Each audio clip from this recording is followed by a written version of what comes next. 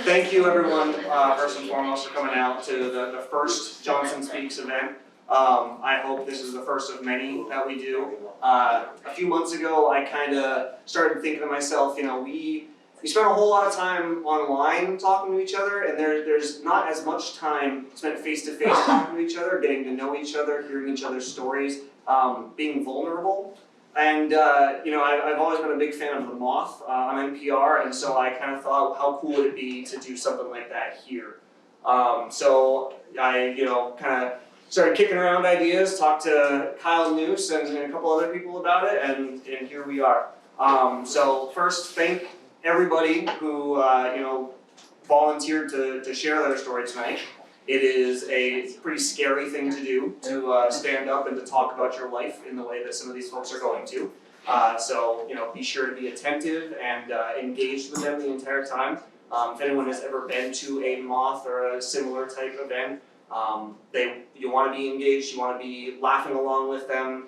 There might be moments where tears are brought to your eye. Don't be afraid of that, you know, let it happen. This is, you know, like I said, it's a vulnerable thing for the people up here, and I think it's going to touch on things in each and every one of us that brings out those vulnerabilities for us. So without further ado, there are 4 people who have signed up to tell stories tonight. If anyone else is interested in telling a story, just come approach me in the back and let me know, and we'll get you figured out. But randomly, we figured out the order. Oddly enough, this first person who's going to be telling a story is my partner, Athena Parke, who's going to be telling a story about coming to camp. So, Athena, come on up here. Thank you, everyone.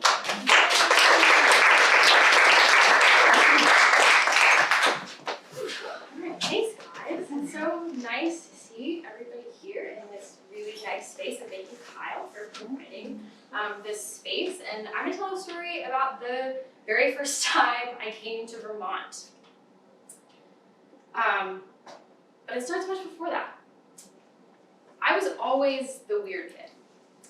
Always the kid that stood out in the crowd with questionable fashion choices, dirty feet, and hair running as free as the wind. Despite my looks, the main thing that stands out to folks when I tell them is that I was homeschooled. For my whole life, yes, I've really never gone to public school. And I was also raised in Chicago, which has one of the most well-established and comprehensive public education systems out there. Everyone goes to public school, and everyone raves about our public schools. But being a homeschooler wasn't enough. My mom didn't simply stay at home and teach us all the things that you learn in school at home. We were radical unschoolers, and what that means is, like, on a continuum of public school, maybe homeschooling, radical unschooling's like over by Sterling. We didn't have really any curriculum standards. I didn't take a standardized test until I took the ACTs. And I didn't do so bad. And really what this meant, though, is that I spent most of my days doing things that were just not comparable to what kids in school were doing. So instead of learning facts about physics, right, object in motion tends to stay in motion, I was dropping eggs off of the roof of our house and testing what materials would break the thaw. So me and my dad, we would stuff these boxes with either bubble wrap or tissue paper or grass or any material you could think of, drop it off our roof, and we would study. Did it break? Did it not break? What was the mess like? Did the material contain the mess? And then instead of studying for my 8th grade constitution test, I performed as an extra in a ballet about American history titled I See American Dancing, and that's where I really learned about our Bill of Rights, not from the school. But my story starts when I was in high school, and despite my educational accomplishments, many adults outside of our closest friends found my parents' approach to education entirely problematic, especially around the subject of math. And these people often felt the need to tell my parents what they felt at social gatherings. I remember one moment in particular, we were at a Christmas party, and I hear some woman talking to my dad But what if she never learns linear equations? What if? What if?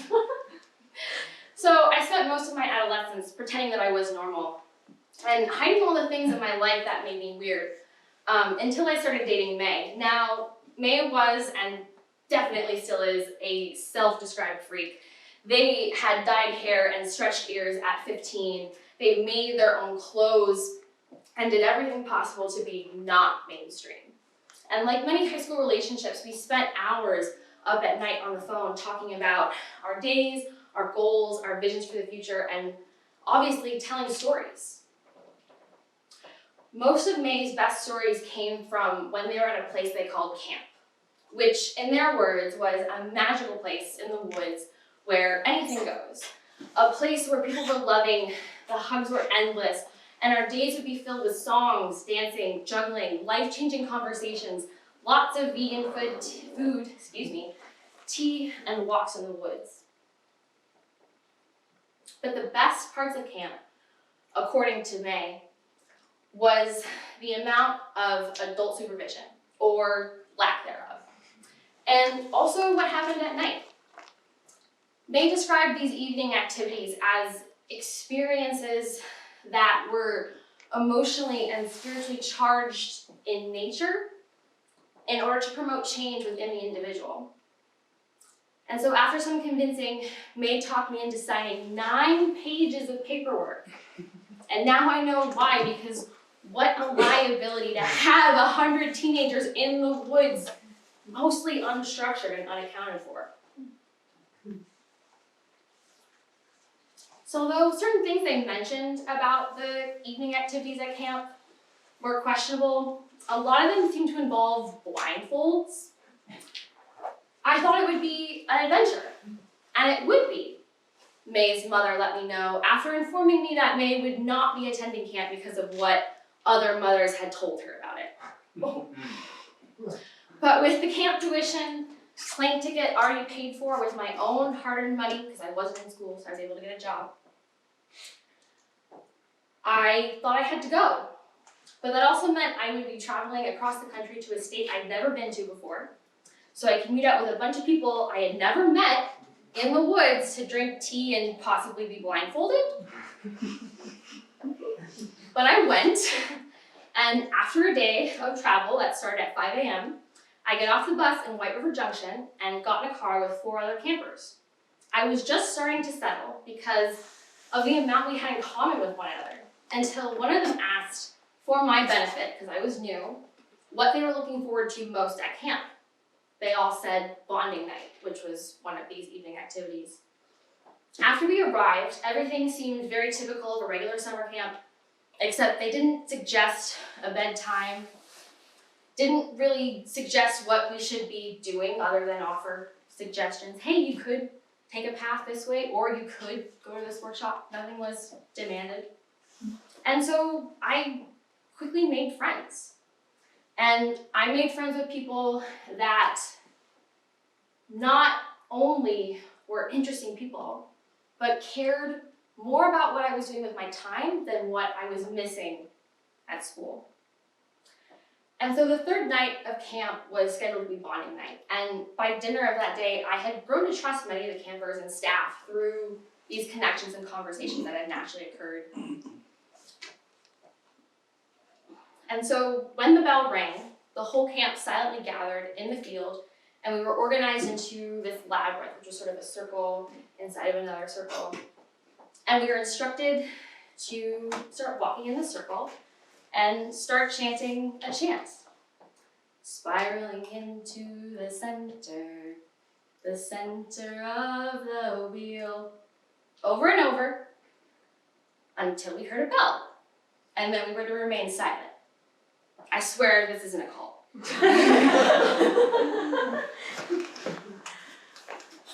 And so, after we sang, a calm but centered silence passed over all of us, and so when we were instructed to be blindfolded, it seemed natural. When we were paired with each other and asked to share fears and loves, it was easy.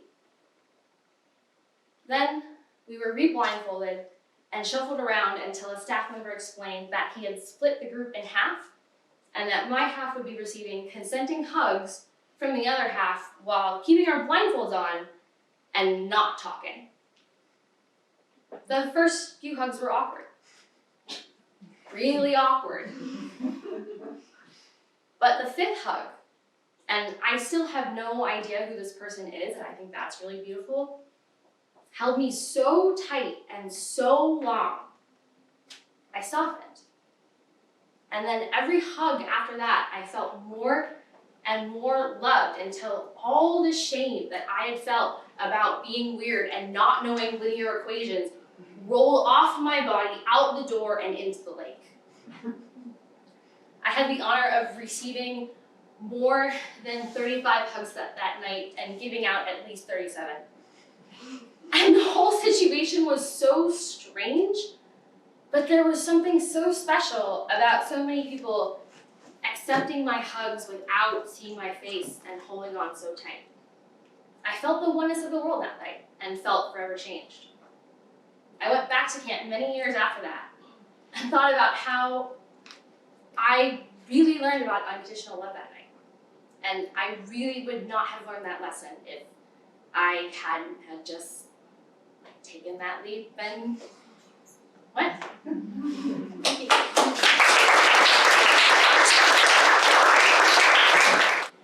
In the fall of 2011, my boyfriend, Brian, and I were living for the first time in an apartment without roommates or rats. We were living in this dreamy lofted space with a wood stove and a garden. And we had one more semester ahead of us, and then we would finish college, and then we would start that season of life after college, and the rest would unfold. So we did what any person in that situation would do, and we put that off. We walked into the college, we filled out paperwork, and we booked some flights down to Georgia so we could hike 2,000 miles of the Appalachian Trail, starting in March and ending in August. We got our ducks in a row, meaning we bought new gear, found excuses to buy more gear. We dehydrated a bunch of food, gave it to my parents. They would send it to us along the way to different post offices. And then we came upon that big question of, okay, we're gonna come back broke. Where are we going to live? So we did what anybody would do in that position, and we thumbed through the Green Mountain Trading Post, and we found a 1976 Nomad camper for $1,000 cash up on Standard Mountain Road, and we bought the thing within 10 minutes. We pulled that to our friend's farm in Wolcott, parked it there, planned on renovating it in August to become a cabin on wheels and live in it through the next semester for free. Brilliant. Yeah. We get down to Georgia, we hike 820 miles. At 820 miles, we are sitting on a picnic table in the really intense sun. It's only beginning of May, but we're in Virginia. We're in Buena Vista, Virginia. And the picnic table is right outside of a Burger King. Brian and I are eating Whoppers, is that what you get at Burger King? And drinking soda and eating fries. And we both had this revelation at the same time. Holy shit, what are we doing? This goes against everything that we have built together. The Appalachian Trail is something that I had always wanted to do since a little girl, and something that Brian had always wanted to do. And we wanted to do it together because what a cool way to do something from our past but make it our own. And we realized in that moment that we had totally changed. This realization that the two of us together, since the moment that we met each other, what was in our packs was more important. And what was in our packs were ramen noodles and honey buns and the most calories, most bang for our buck that we could get for the smallest price tag from any gas station along the trail. And we were bummed. We were bummed. We wanted to be in northern Vermont. We wanted to dig in. We wanted to be in that camper and we wanted to put the seeds in the ground, not harvest the food. So naturally, I went behind the Burger King. I grabbed a piece of cardboard, wrote North on it. We stood near the interstate. Brian put out his big old thumb, and we hitchhiked upstate to Vermont with our puppy, who we found at mile 600, named Aldo. We got to Vermont. We renovated the camper. It took us until October because Brian basically used a handsaw and a hammer for the whole thing. We had no idea what we were doing, but the camper looked beautiful. It took probably over 1,000 man-hours and a lot of headlamp batteries. But it was a great experience. We loved living in it. But what we loved more was finally having an excuse, having a reason to dig in. And we grew vegetables, we raised pigs for the first time, we raised laying hens, and we learned quickly that by living on someone else's farm, you kind of play by their rules. You learn quickly that everyone has their own moral compass, and this also applies to how you raise animals, which we didn't really realize could vary. But we didn't so much see eye to eye with the way that things were done on this farm. We also couldn't afford the wood stove that would fit into our camper to get us through the winter, so we sold the camper to the Druid school in Worcester. So Druids are living in it now. Or no, I think it's in Richmond, you said. You pass it on your way to work. Yeah, it's at Jericho Settlers Farm. So ironically, some young farmers living in it. After that, we lived with some friends to finish out the semester. And in that final semester, a professor of ours convinced us to move into her homestead, on her 5-acre homestead with her and her partner, create a business plan, go in on this farm in Randolph and start an educational farm. We were all in. We were ready to dig in, didn't need convincing. Fine, we're yours. We moved down to Williamstown. We help with the chores. There's a lot of really fun, chaotic moments. We start writing the business plan. Someone else buys the farm. We get cold feet. We don't want to live on 5 acres with these two very eccentric people. We do what anyone would do in that situation who has impending college loan payments starting the following month. We move in with my parents down in Connecticut. And in typical Brian and Jasmine fashion, we can't just find jobs to get us back on our feet and up to northern Vermont. We have to find jobs and also find land to lease so we can do a 12-family CSA and provide food for people all summer, and we did that. We did not want to be in Connecticut any longer than we needed to after harvest season, so we found the phone number for the only organic dairy farm in Johnson, called him up, said, hey, we heard that you might or might not have an apartment above your attic that may or may not be there, that may or may not be legal. And he said, yeah, they're moving out. You guys should move up now. That'd be a good time. So, we moved up. We lived on this dairy farm and we dug in.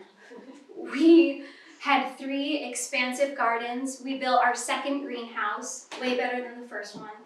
We had amazing tomatoes. We raised laying hens. We raised 125 meat birds. 100 of those we slaughtered in a day. We brought them up to Upper French Road, smoked them in a wood-fired smoker, brought them back down to the farm, pulled them. We had like 12 women in the kitchen doing this. The next day we got married and I fed everybody. Those 120 birds marinated in our amazing tomatoes. And within that time of being up on that farm, we had conversations with the farmer and the farmer's partner about, okay, you guys seem like you're into this. Let's think about a plan. Let's think about value-added product. Let's think about how can we make this farm work for the 4 of us? How can we make this thing more than it is right now? And the dreaming phase was brilliant. It was blue skies, green grass, like picture perfect. And then we realized that us making $10 an hour in his barn was more than he was making hourly, and how would we get there and know we're actually making more work for you than we need to make on, like put on you, so this isn't actually going to work out at all. We're sorry that we even looked at this as an idea. You probably need to hire other farmhands because we can't afford to work for you. So we did what anybody naturally in that position would do. We bought a U-Haul truck and we renovated that into a camper. And that was an upgrade because it could drive itself. You could move that around without a trailer and without a hitch. So we did that. Brian did that. I watched. It was beautiful. It was gorgeous. Pine shiplap siding, gravity-fed water system. We had it down. We got it. We moved it up to Dreaming Mountain in Johnson, and within 2 weeks I found out I was pregnant. I put my foot down. I had a bit of a crisis. I said, nope, hot water on demand now. So instead of settling just to settle, because Brian and Jasmine can't do that, we house sat. We moved within the 9 months that I was pregnant. Brian will never let me forget this number. We moved 22 times. We house sat, we farm sat, we couch crashed, I don't know what we did. We just floated. We floated around. We were really good at living out of backpacks, so we did it. The backpack didn't quite fit waist towards the end, but towards the end of my pregnancy, I heard that the apartment that we started our one-on-one relationship with in 2011 was vacant. So we swooped in, we landed there, we had enough time to plant a few seeds in the ground, and I gave birth to Mabel in that apartment. It was beautiful. A month later, we get an opportunity to manage land up the road on 100C. It was 40 acres, there were a few rentals, but we just saw 40 acres, holy shit. We plowed a huge garden. We built our third hoop house. We grew amazing tomatoes. We grew 3 pigs that we butchered completely ourselves, although we couldn't quite pull the trigger, so the 7th generation Vermonter came over and did that. And we thought, this is it. We are dug in. The people who own this land, they're sailing the world, they're gonna fall in love with us, they're gonna sell us this land. There's not gonna be a bank involved because we can't do that. We'll convince them to sell it to us, rent to own situation, it'll be perfect. There was an injury, there was something happened with their boat, they needed a space, they wanted to move back, they wanted to sell, we need to get out. We decide in a fury, okay, we have a child now, maybe we should move closer to family but still be in Vermont. We make the rash decision to move to southern Vermont, Guilford, the most southern point you can get in Vermont. It is not Vermont. It is not Vermont. We stayed there for 2 months. Within 2 weeks of moving down there, I found out I was pregnant with second child. Simultaneously, our dear friends were pregnant with first child up in Johnson. We made the vow, sealed the deal, we're moving back to Johnson and never leaving again. Never. So we moved back to Johnson. Our friend has a rental. There was a vacant apartment. She let us, by the grace of God, rent month by month until we found a place to buy. Within 6 months, we found a 1914 Sears and Roebuck house on 0.28 acres in the village of Johnson, and we bought it, and we dug in. And we have been living in it now for 3 years, which is the longest that we've ever stayed anywhere. And I keep thinking back on that conversation that we had at the picnic table at that sunny Burger King down in Virginia. And I keep thinking about how a lot of what we were saying was like, we just want to dig in. We just want to get our hands on a piece of land and just do it. And I think what was at the core of that wasn't really said was we just want to belong. We just want a sense of place. We just want a community.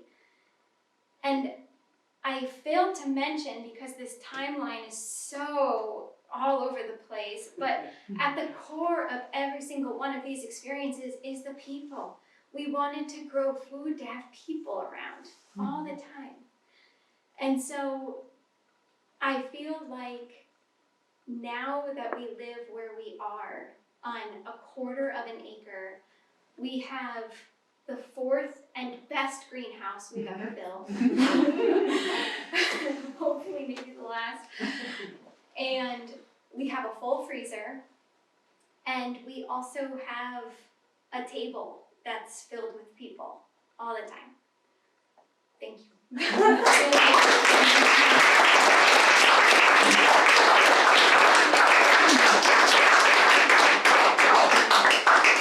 Thank you, Jasmine. And that right there is a perfect example of what I'm going for with this. I've seen Jasmine for these past couple of years around the stove in the pizza oven in Legion Field, and that puts in perspective so much of why you are doing that, why you and your friends built that project, and have, put something together for the sense of community, for the locally sourced great food that you guys do every week. A little bit of an ad for you guys.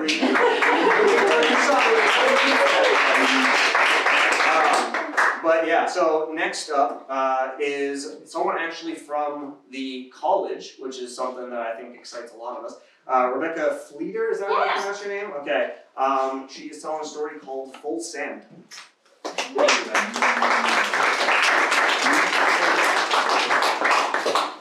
So, something you should know about me is I am 21, but I generally look about 14. And this is my sweatshirt from my high school. It's a band t-shirt and it has my last name on it. In middle school, I desperately wanted something with my last name on it because I thought that was the coolest thing ever, but it turns out you can only have something with your last name on it if you're an athlete normally. And I have really short legs and really short arms, and as of September, a broken back. So athletics aren't really my thing. So when they said, oh yeah, the choir kids and the band kids and the theater kids, all you nerds are getting sweatshirts with your last name on them, I was drooling. So yeah, that's a little bit about me. And this story is also about high school. So I'm a pretty manic person, as you can probably tell, and I'm sort of the person that jumps into stuff and is like, maybe that was a bad idea. I do that a lot. But I also, on the flip side, when it comes to things that I think are really important, I'm an obsessive planner. So I've got this like really manic, like let's do everything, and then also a side. And I was no good at school in high school. I was a really good writer and a really good test taker, but when it came down to doing the important things like showing up for class or, respecting my teachers or doing my homework, didn't really fly. I just wanted to play video games and hang out with my friends and, generally be a 17-year-old that did what she wanted and write poetry also. And so then it came to 3 months before graduation, and I realized there was nothing for me, and all my friends were going to high school, all my friends were going to college, all my friends were also really smart and really awesome, and so they were going to places like Dartmouth and Emerson and Harvard, and I was just gonna be in my parents' attic playing video games and messing up. And so I thought, maybe I should go to some colleges. And a couple of years beforehand, when we had moved to New Hampshire, where Timberlane is unfortunately located, my parents, I'm not a skier, flashback to when I said I'm not athletic, but everybody else in my family is, so we'd taken a trip up 89 to Vermont to Smuggler's Notch and then to Jay Peak.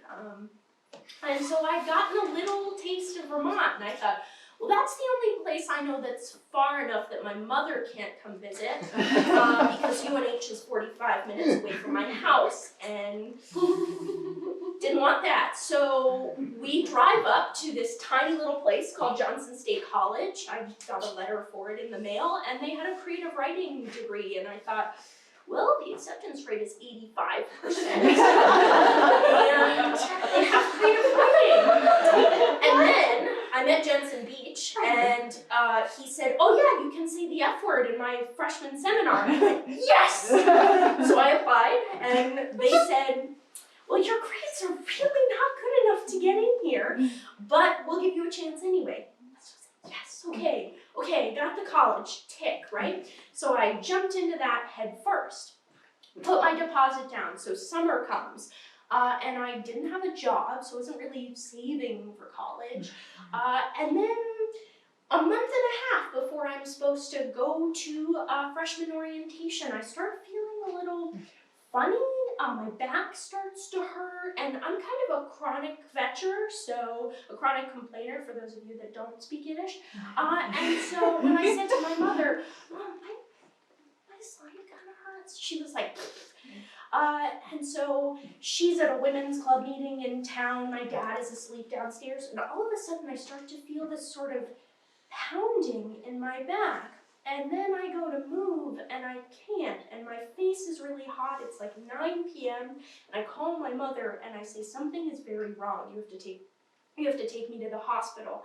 And being my mother, she's like, so she gets home at 11 p.m., and I am like moaning. I've still got this sort of like pounding pain in my back, and 15 hours later, after the doctors confirmed that I am not, in fact, a drug seeker, that I have a life-threatening kidney infection, and that if they don't get me on something immediately, I am likely never to walk again. So they get me on antibiotics, and the infection goes down. It's a whole thing. They take so many scans, and my mother says, well, you know, Rebecca, you may be, they didn't tell you this, but you may have to get a kidney transplant.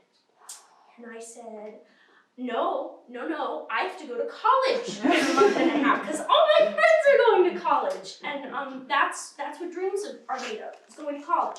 So both my parents have advanced degrees, by the way. They're both very, very smart and very, very scary. I love them very much, but not going to college is very scary. So she's like, well, you know what? Let's just play it by ear. So the infection goes down. It's fine. I don't need a kidney. The 2 that I have are fine.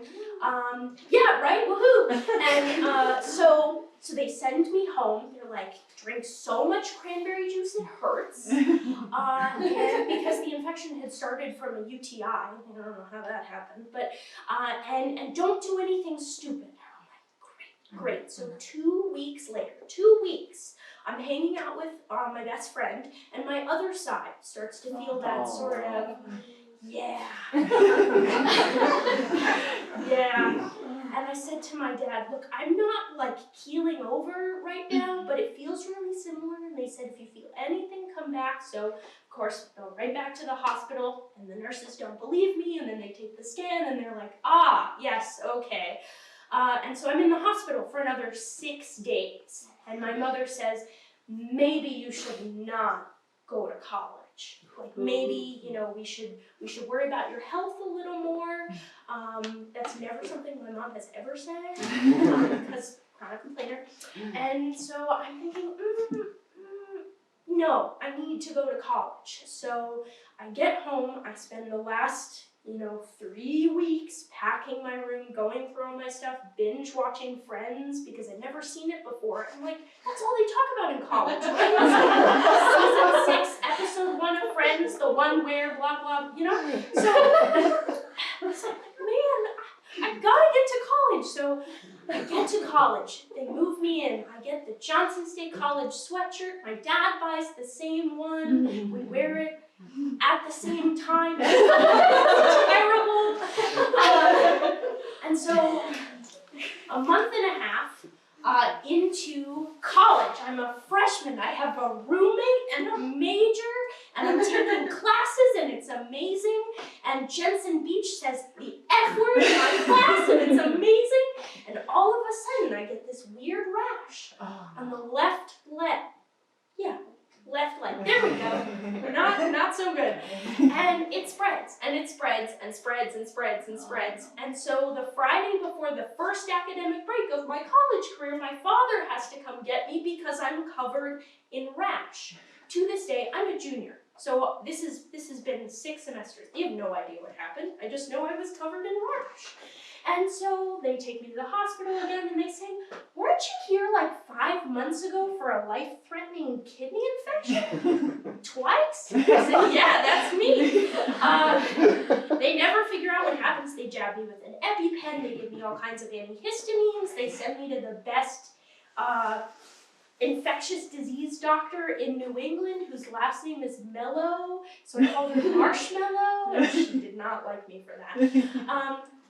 Never any inkling of what happened. So that Monday or that Sunday, I come right back to college because full send, I gotta do this. Like there's no turning back at this point.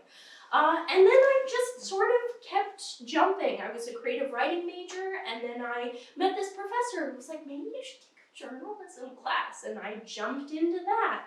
And then after a couple semesters at the newspaper, they were like, maybe you should be the editor. So I jumped into that, and now I'm the editor of the newspaper at school, and just happened to jump into that. But the moral of the story is, no matter how many strange illnesses you get, or how many of your parents, I only have 2, but how many times your parents say, maybe you shouldn't do this, maybe you should try it, just a little bit, because you might like what happens.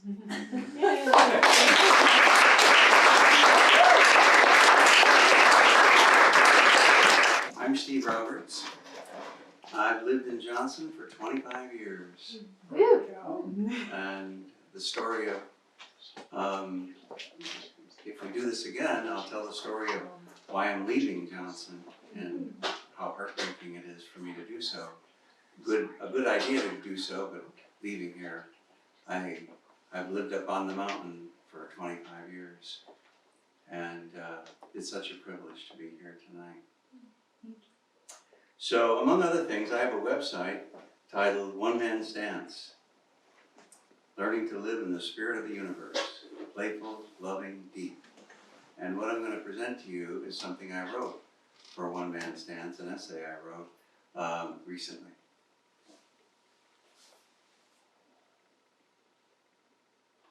All right. I'm grateful that I didn't discover my beloved in the barn, hanging but not quite dead.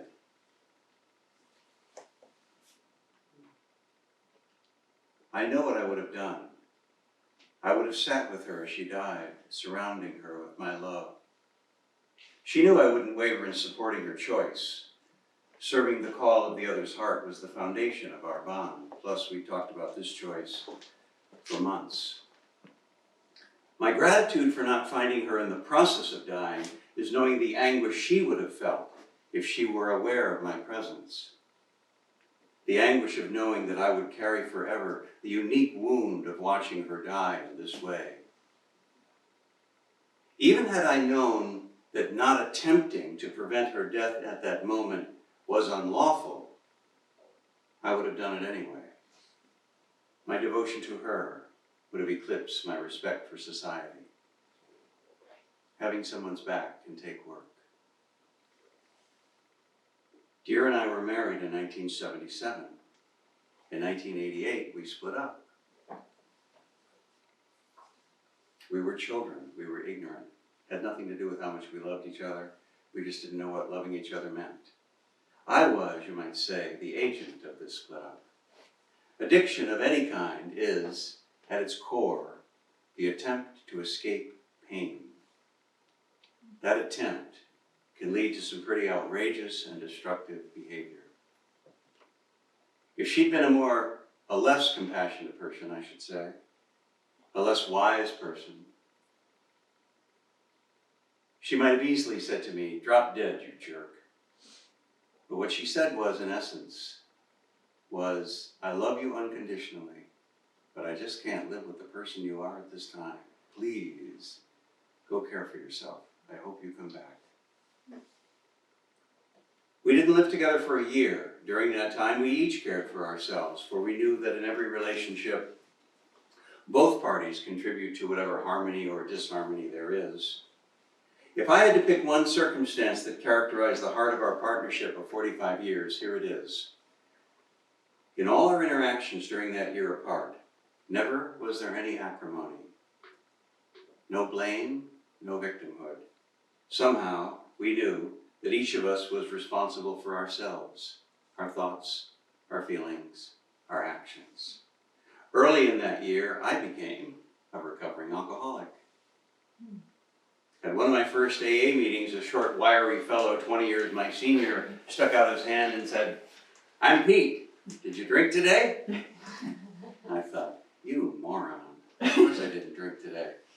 I had just been confronted with the firing squad reality that if I didn't change my life that included drinking, I was going to die.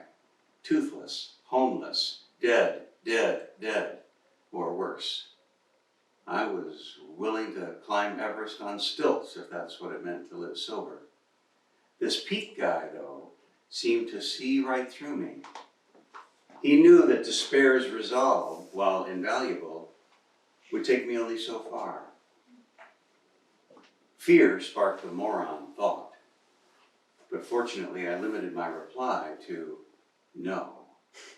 He said, "Great, then you're a winner." I knew that was just some AA platitudinous bullshit that old people like him said to raw meat like me. But the thing was, it felt great. Not long after, I asked Pete to be my sponsor, think mentor. Which he was until he died recently.